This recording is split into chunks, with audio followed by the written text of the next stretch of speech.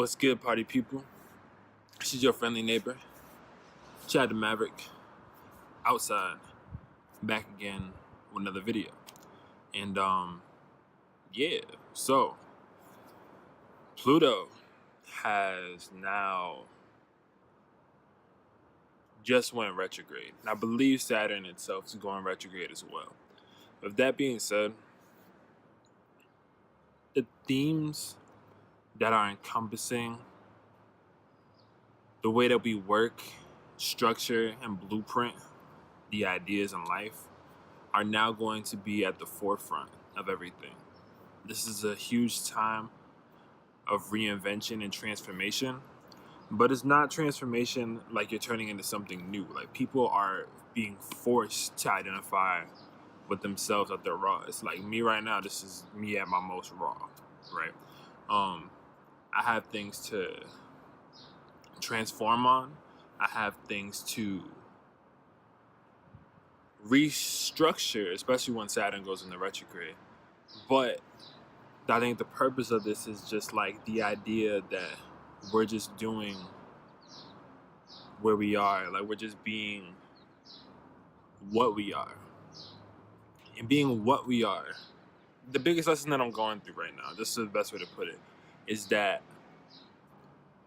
hiding the gifts that you were given or not utilizing the gifts that you were given is a waste of not only your time, but of the time that other people may have. Because what you have to offer may be something that could save someone's life and you have no idea. Or you can make a song or a poetry that speaks to someone in a way that they've never heard anyone else express that. So with that being said, Pluto in retrograde is a time of true reformation, because it's going to be ripping literally apart any facade that you may have. It's going to like tear it, like it's over, you know. That's just the way that Pluto works. I'm a Plutonian Sag. I'm a Pluto in Sagittarius, and I am honestly a representative of that energy, to be honest. Because we need to get to the truth behind why we desire what we desire. We need to get to the truth behind why we are inclined to certain things in order for us to truly experience it, for us to truly share it with the world, for us to communicate that aspect of those things. If we don't get to the core center of ourselves, how are we going to get to the core center of anything else? The biggest thing, the biggest part of being human is the curiosity factor. We have certain cognitive functions for us to figure out certain things. If that wasn't the case, the technology we use wouldn't exist. If that wasn't the case, then the medical field itself wouldn't exist, because people are trying to advance and figure out how to best implement this human body that we inhabit, best implement this beautiful machine that we were kind of born into as the human body, and as we like always, you know, because I ever since all my life, science stuff was like, the body is essentially a machine, right? And I don't think anyone listens. I was a science nerd. I'm still a nerd. It is what it is. But it's one of those things where they kept mentioning the body as a machine, and that we are like moving, and we're like, we compute certain inputs and outputs through our cognitive functions in order for us to do certain things. Like the idea, and then also everything's connected. So me moving my hand right now means that this right here is moving in what's it called? It's moving along with it, right? So it kind of breaks down the fact where it's like everything is connected. You know, if something happens to up here, you're going to have issues moving your hands. Like, everything has its connectivity. And so essentially it's like we're connected now to machines, but then again, are we not in the same nature ourselves? We are continuously trying to advance. We're continuously trying to, you know, make new circumstances and figure out brand new things. And I think what's going on with just that is this is what this Pluto aspect is ripping off that mask. Like, mask off. Like, this is, you know, for example, this is how I am.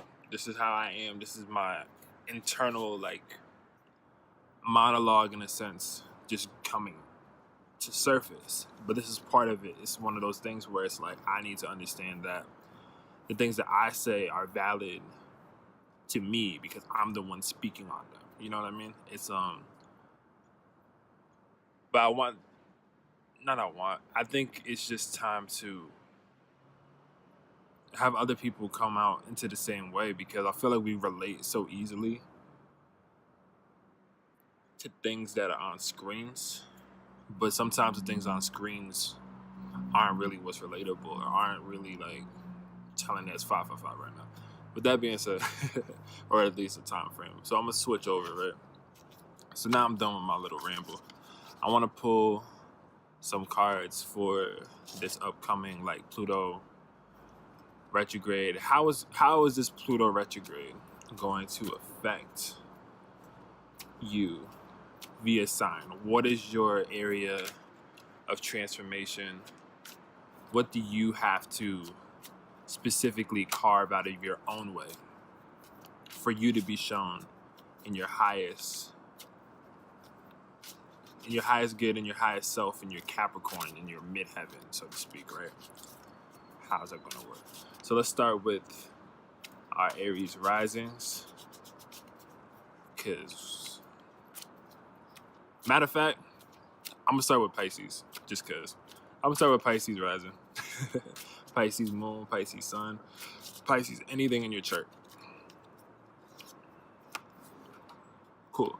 So for all of my Pisces energy people, the big thing when it comes to this Pluto retrograde for you is the idea between sharing too much and giving too much of yourself, and you personally feeling this sense of, like, this impoverished sense, right? So Pisces a lot of the time are the people that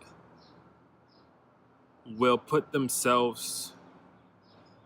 Pisces are like legitimate, they're like spirits in a sense. In this term, now let me explain it. They're like spirits in a sense where they're like the fairy on your shoulder, right? And every Pisces I get will understand this. So like the fairy on your shoulder that's like helping you through, like, life, right? It's because they have this, they're out of this world, they're out of this perspective, which is also why they understand why love is so important. They understand love on a different degree than a lot of people. They understand that love is what's supposed to be given, love is supposed to be received, but they have this sense of not feeling grounded and into the material world as well. So for Pisces, the transformation is going to be coming into the way that you give, because you're not supposed to give if you don't have for yourself, and that's a big thing. And you're not supposed to receive from someone who doesn't have enough for themselves either. And that's the part that's going to be coming through with this Pluto retrograde.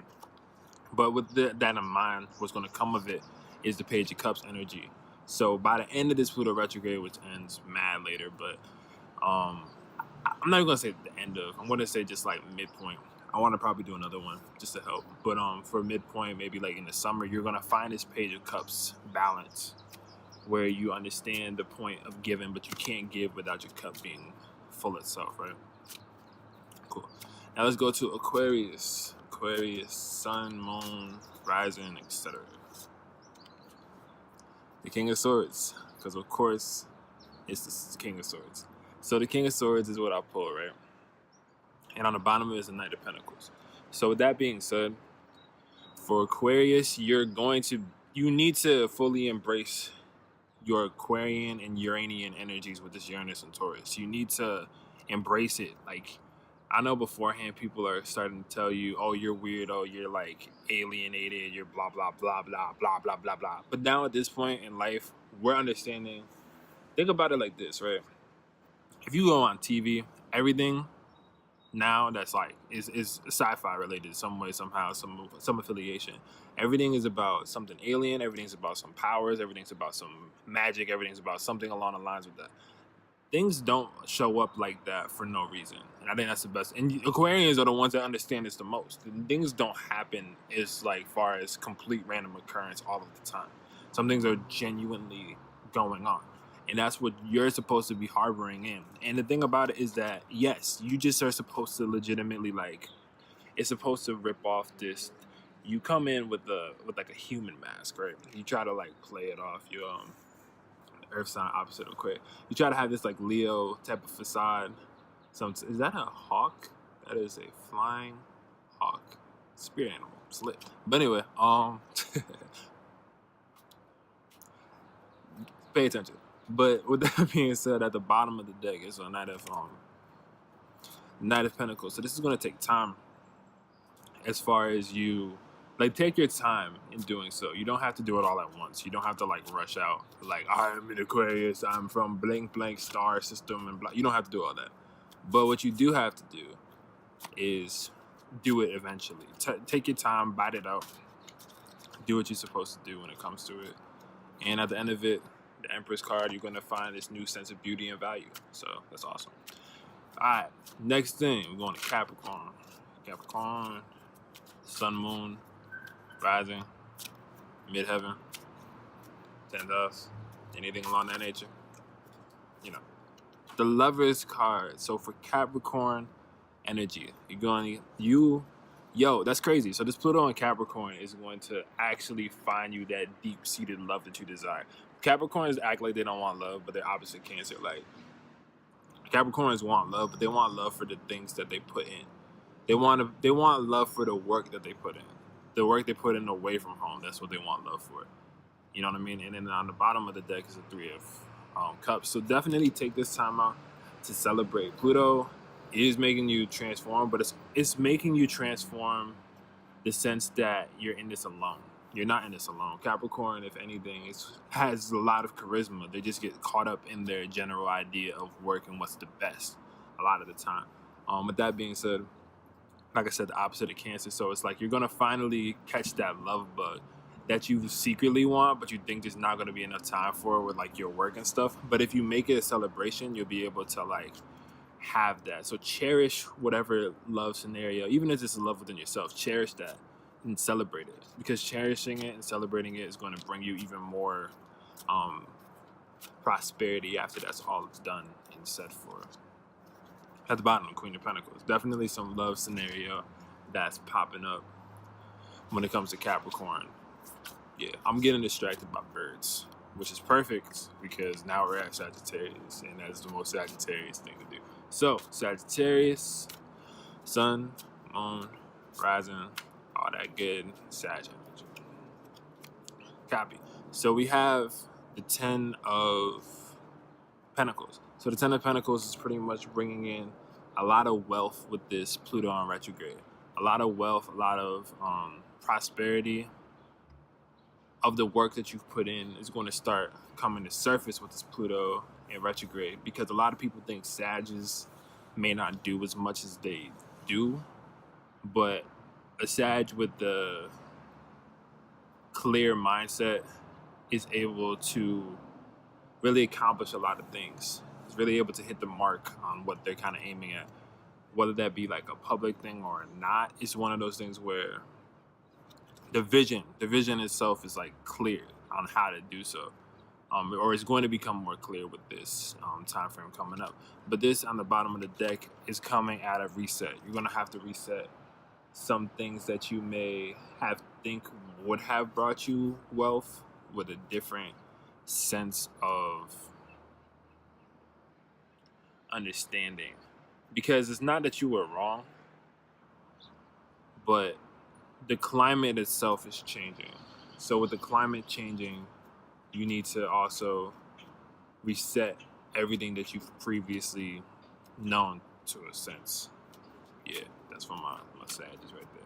Also, bottom of the deck, Wheel of Fortune. Shouts out to the homie Jupiter. So Jupiter is definitely bringing this to your favor. So anything that like you thought that you may have been slacking on, or not slacking on, but anything that you there's a fear about that reset that's going on, because, you know, Sag is, we don't like our fire going out, but the fire has to like in order for a new one to spark. So yeah, Wheel of Fortune as well. So that's huge actually. That is the Sagittarius and Jupiter card as well. So Scorpio, Sun, Moon, Rising, all that good stuff. So we have, boom. So for Scorpio, the Two of Pentacles, and on the bottom of the deck, the Page of Wands. So with that being said, with the Two of Pentacles, you're going to be juggling this sense of infinity. You're going to be juggling this power that you feel is going to be starting to reveal. Scorpios don't like when people see into their lives or see into their motives. They don't like that. But on the bottom, this seems like either you're looking at people's motives or people are looking towards what you're making, what you're doing. With that being said, on the top of the deck, there's this, you're going to be teeter-tottering between trying to show too much of yourself in your mind or not showing enough and staying like in the secretive type of energy with this Pluto and Capricorn. But what the Pluto and Capricorn is trying to suggest you do is to like people are going to be looking for you regardless of you going like in between it out. So, you know, you could choose whatever you want to choose, but people are still going to start seeing that. So it's like, am I going to accept this and try to make this the best, or am I going to keep in certain energies about that? At the bottom of it is a Six of Wands. So regardless of what you really choose, Pluto's going to be pushing you and propelling you forward towards what it is that you desire. But that's just something to look out for. Cool. So for Libra, Sun, Moon, Rising, etc. Libra. Sun card. Libra is about to stunt. So for the Sun card, when it comes to Libra, Libra is essentially putting forward.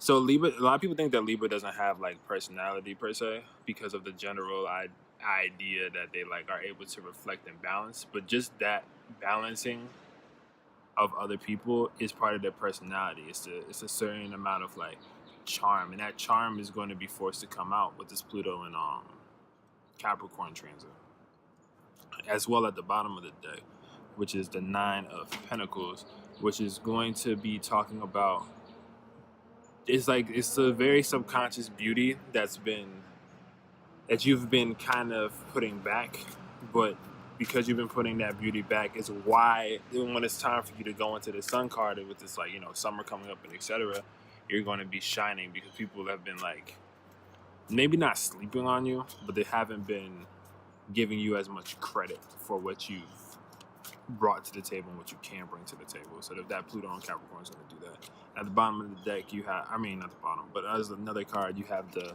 same thing. It's you have this balancing act that you have to pull off when it comes to everything, because I mean, what you always have to do anyway, but just in between taking what's the word? Learn to give and take. Give and take is the biggest thing that I'm getting from that. Yeah, that's all I'm getting. So cool. Now let's go to Virgo. Virgo, Sun, Moon, Rising, etc. For my Virgos, Pluto and Capricorn is going to make you not feel you're going to think there's a lot wrong, or already, the best way to put it, your ideas that you've already had and the things that you thought you've established may be knocked over. However, on the flip end, you still have these two ideas behind you that are going to put you into this Ace of Wands scenario, but you're going to get caught up for a little bit in what didn't work out in comparison to seeing what parts did work out, and those are the parts that are actually going to get you like rich and popping. Like what's you're going to be crying over spilt milk in certain senses, not understanding that you have a new like organic dope milk in the fridge that's going to change your whole entire life. It's a terrible analogy, and I know Virgos are shaking their head right now, but it's the best way to put it though. A lot of opportunities already in your back corner. Like you've had it there for a while. You just, the newer things you're going to be like, oh no, I thought I could. It's like, just work on what it's before.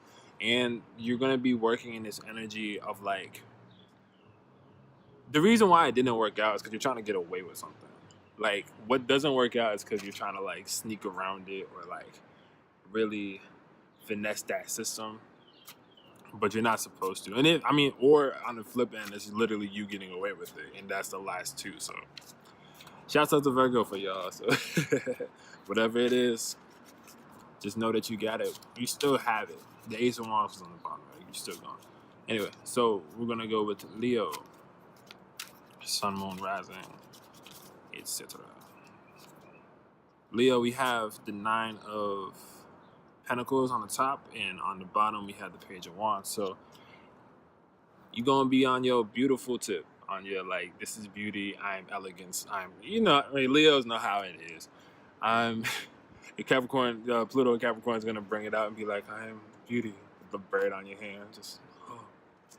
Y'all Leos know how you are. It's all love. But at the bottom of the deck, it's Page of Wands, right? So there's gonna be more people looking towards you. I forgot who I pulled that for beforehand. I think it was Scorpio. So maybe there's a Scorpio Leo like look off or something like that. Not to get too deep or anything, but Leo, you know what you're doing. Every time I pull for Leo, it's like, you already know. I'm not pulling this for you. But at the bottom of this keeps coming up. This definitely keeps coming up. And I'm shuffling differently every time, so this keeps coming up. So another thing, you're gonna have to choose in between two scenarios, the give and take, find that infinite balance that you are able to offer. So Cancer. For Cancer, we have the 10 of Pentacles, as well as they have for Sagittarius. And on the bottom of the deck, you have the 6 of Cups. So essentially, you're going to start gaining more work and stability and money the more that you start to rely on your inner child, the more that you start to envelop. This Pluto and Capricorn is going to wreck your sense of I'm grown in a way, right? It's going to take away this, but it's going to give you new establishment the more that you tap into that inner child, when you tap into your inner voice, when you tap into that, like, that quiet party for you, that kid that's like, shh, the adults are around. Like, when you tap into that more, you're going to reach these goals and pinnacles that you've been trying to, pentacles that you've been trying to go for such a long time. But you really have to work through your inner child, this Pluto and Capricorn, because it's taking away that like sense of entitlement, I suppose.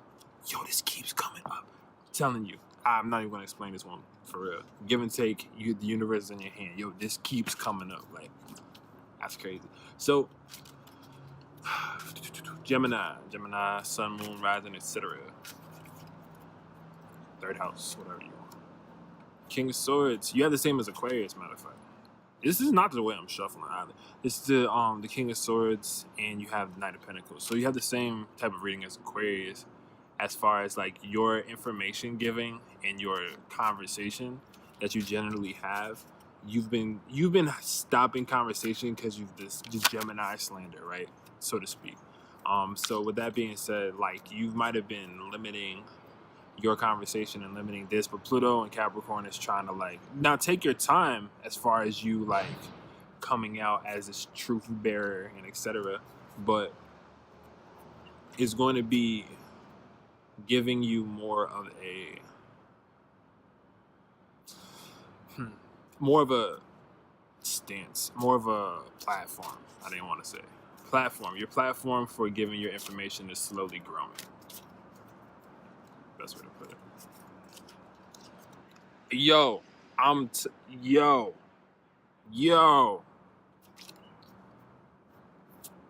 that is a theme for this Pluto and Capricorn.